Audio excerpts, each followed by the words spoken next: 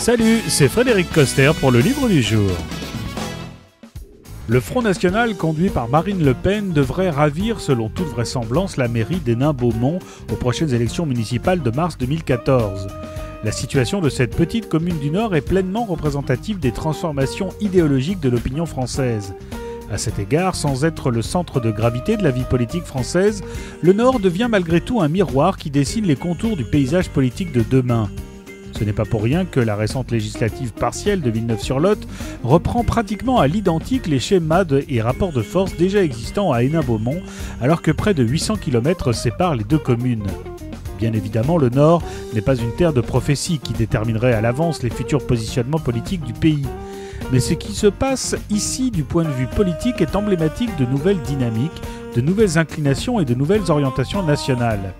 Entre agonie de l'économie, sclérose du pouvoir et ascension de nouvelles forces, les vents du Nord, avec toute l'impétuosité et l'ardeur qui les caractérisent, semblent bel et bien souffler sur la France.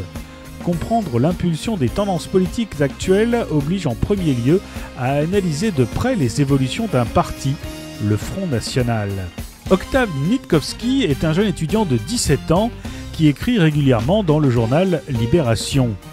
Ce Front National des villes et Front National des champs, un temps interdit à la fin de l'année 2013 avant d'être à nouveau autorisé par la justice, est le premier tome d'une série de livres intitulés « La France perd le Nord ».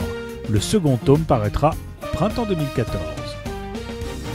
Le Front National des villes et le Front National des champs d'Octave Nitkowski est paru chez Jacob Duvernay.